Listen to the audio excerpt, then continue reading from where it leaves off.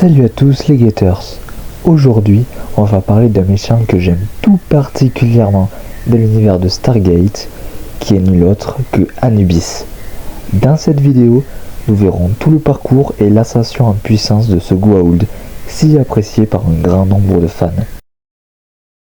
Vers 19 000 avant Jésus-Christ, un Goa'uld du nom d'Anubis voit le jour et réussit à avoir un grand nombre de victoires à son actif. Avançons un peu dans le temps, en 17 800 avant Jésus-Christ, Apep, qui est alors le grand maître suprême à cette époque, commence à montrer des signes de folie. En effet, dans le même temps, les sarcophages furent créés et introduisa alors le Naquadda dans la circulation sanguine des Goa'uld. Anubis profita alors de cette occasion pour solidifier ses positions à l'égard de Apep. Anubis passa alors les 300 années suivantes à se rapprocher petit à petit d'Apep jusqu'à lui soutirer des informations à propos d'une cache d'armes des anciens. Anubis, maintenant en possession d'une super arme, décida alors d'enlever Apep et manger son symbiote, tout en se déclarant nouveau grand maître suprême. Mais cela fut d'un bref instant.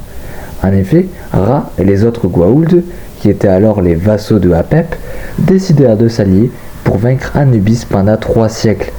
Une guerre éclata entre Anubis et les autres Goa'uld.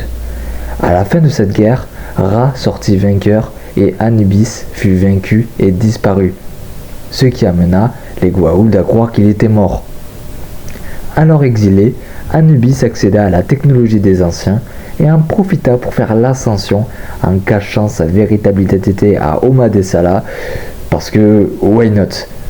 Les anciens, après avoir été avertis de ce que Oma Dessala avait fait, décidèrent de punir Oma en laissant Anubis être coincé entre une existence humaine et une existence en tant qu'énergie. Après la mort de Apophis ou Chronos, Anubis fera son grand retour avec une intention très claire: conquérir tous les êtres de l'univers. Note à moi-même rajouter un accent allemand.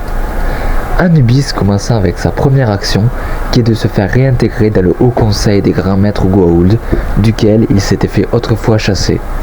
Voyant la puissance d'Anubis, tous les Goa'uld, sauf un, qui est Yu, non pas ce Yu, mais lui, décidèrent de le réintégrer. Anubis continua alors son plan en détruisant le vaisseau de Thor, en détruisant aussi la Tok'ra, ou encore détruisant une planète grâce à son vaisseau. Non, pas ce vaisseau, mais lui. Il créa aussi une armée de soldats modifiés génétiquement qui sont simplement des machines à tuer, ne ressentant aucune émotion.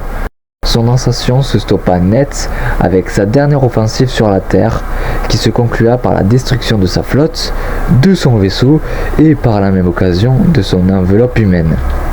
Après cela, sous forme d'énergie, Anubis essaiera de s'emparer d'autres humains dans le SGC pour franchir la porte des étoiles, mais en vain, car il fut expédié sur une planète glacée.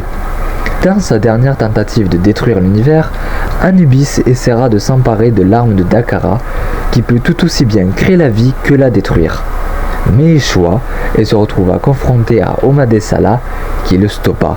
Et voilà, c'est la fin de ma vidéo sur l'histoire d'Anubis dans Stargate SG1. Si tu as aimé la vidéo, n'hésite pas à lâcher un like et à t'abonner.